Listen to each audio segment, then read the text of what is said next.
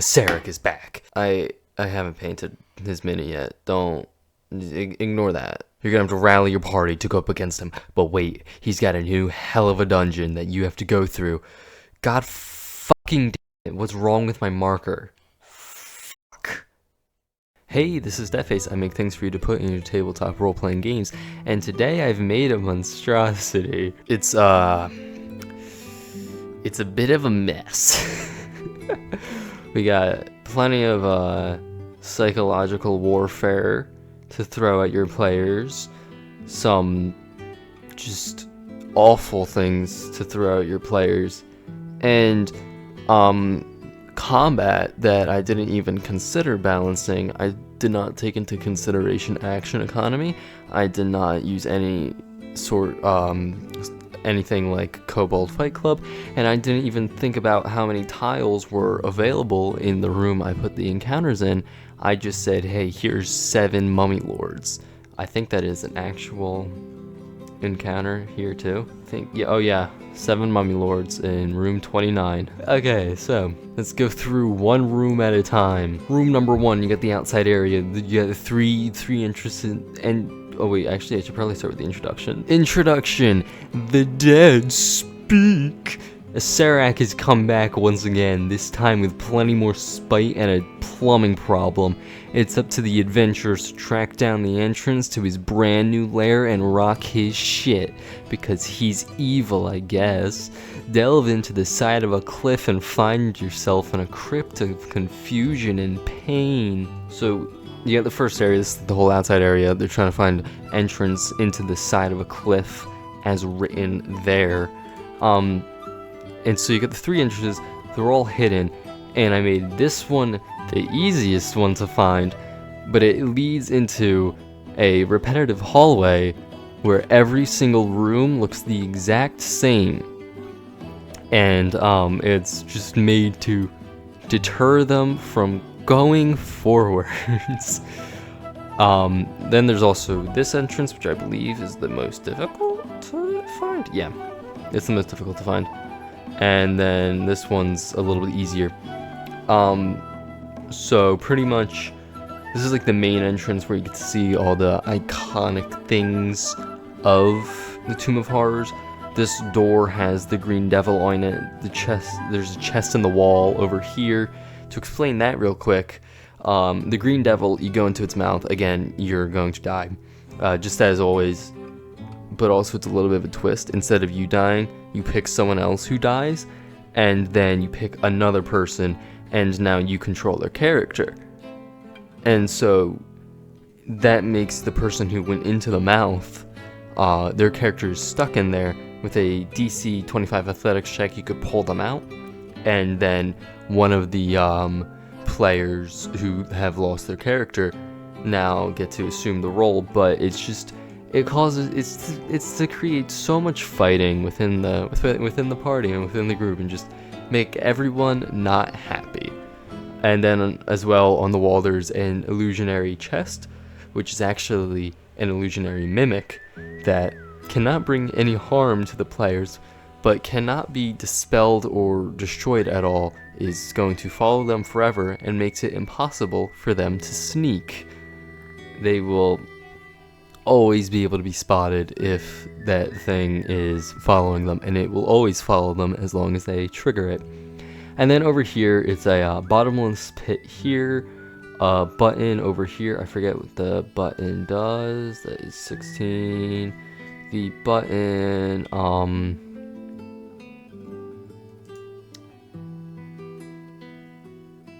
oops. Okay, so the button, when pushed, will open the rotating door into area 18 here, but it will also have a 20% chance to teleport the person who pushed the button into the bottomless pit.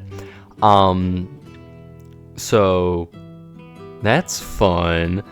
And then in here is room 17, where the Misty Door from the original is, but there's also a bunch of trapped tiles that, when pressed, causes 2 lightning bolts to shoot out, targeting on the tile. So one going horizontal, one going vertical, centered on the tile that is stepped on. So just to deal some damage to whoever steps on it and to whoever's like in those 2 lines. But the Misty Door, so the Misty Door, it has it's originally designed 3 gems on it. One on the it's, I'm just gonna go back to the picture. You got the 1 gem here, the 1 gem here, the 1 gem here. Their locations are important later because they are part of a solution to a puzzle that is just some of the worst, one of the worst things I have ever made in Dungeons and Dragons. So, the Misty Door at the end of the hallway, when entered, teleports the players to Area 29. If you remember, that's the area with 7 Mummy Lords. If the 3 gems are pressed in the correct order, red, green, then blue, I changed the colors to sort of be a hint towards what these are gonna mean later on. It's still not great. Then the mist changes color to either a hot pink, here's your hint to what it's gonna devolve into, or a dark blue. When the mist is entered at this state, it fully recovers the health of whoever enters it. The color of the mist is the same as the answer to the question in Area 32. We'll get to that. You know, enter it without pressing the gems in the right order. You get teleported over here, get attacked by 7 Mummy Lords. You don't do that, you press the gems in the right order. You just you get healed, and that's it. Moving on, room 18, it's a localized blizzard, and there's also a coven of Bjur hags. They're like snow hags, which doesn't totally make sense, but I mean also like the cold hearts thing. They just love kicking you when you're down. I was like, okay, that fits enough. Room 20 is a funny trap. There's a bunch of trap tiles. Stepping on them does nothing in the moment, but when they open the door leading to Area 22, the amount of tiles they pressed multiplies the amount of fireballs that is flung at them centered on the door connecting room 20 and room 22. So if they hit 4 tiles on their way over, then that is 32d6 fire damage. Of course, they could, make that dexterity saving roll, but that is also a dexterity saving throw for each fireball, just to really just kick them and mess with them. But then 21 over here, this is a funny one. No, this one's so good. Once they enter this room, they cannot leave this room.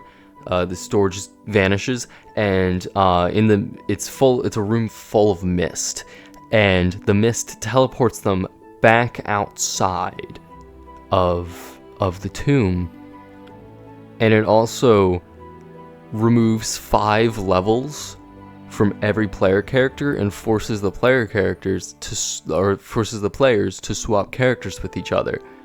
Because players love their characters. Their characters are their little thought babies, and now it's just forcing them to give up their creations, and it's perfect. And also by taking away 5 whole levels, it really deters them from going back in there. But if they go back in there, they'll find there is now 10 Vorpal Blades and 10 Scrolls of Wish. It's the one room with just fabulous treasure, and it goes against human nature to go in it when the fabulous treasure is there. It's perfect. 26 has this sparkling tile of magic there, and what that does is when someone steps on it, it causes that person to turn into a cow for 1d20 turns once that player reaches Area 22. And Area 22 is... what the fuck? Area 22 has a Displacer Beast, 3 Gargoyles, 2 Mummies, and a Mummy Lord. So it's pretty much, if they go this certain route, they will come into a room full of enemies and immediately turn into a cow and not be able to do anything.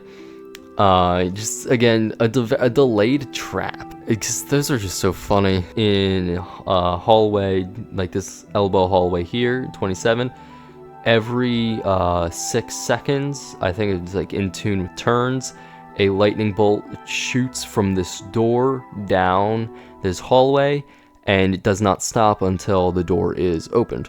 So that's just, again, to do a bit of chip damage against your players. And also, I haven't mentioned this yet, but every single room in this dungeon is dimly lit. So, a lot of 5th edition species have dark vision, but if they just so happen to not have dark vision, they're going through this entire thing with disadvantage on their perception and attack rolls, and that's just hilarious. So back to 15, because I just remembered I didn't really talk about the Green Devil all too much.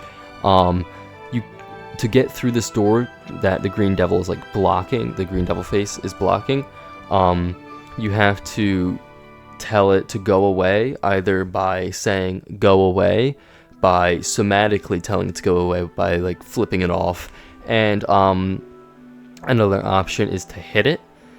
Or you just, like, any sort of way your players can think of telling it to go away, or it can be interpreted as go away. It goes away to area 23 in this little nook over here. And this is just another one of my like favorite little debuffs. This lake, both lakes have some of them. This one only has one. Down here, this one has 4 of them. It's a Wastrolith, which is a pretty gnarly water monster.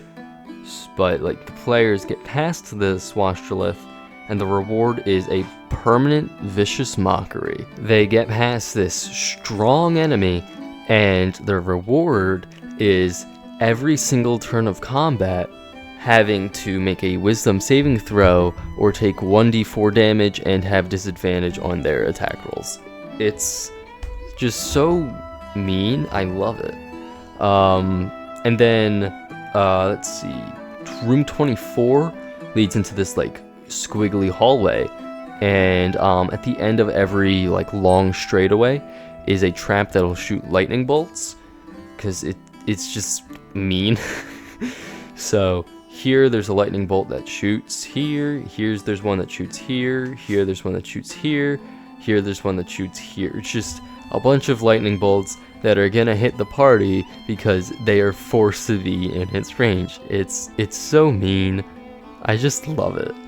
And now let's closing in now on this whole area here. Room 30 is a lake, and it has 4 Wastroliths and a little like dirt mound in the center that's not under the water.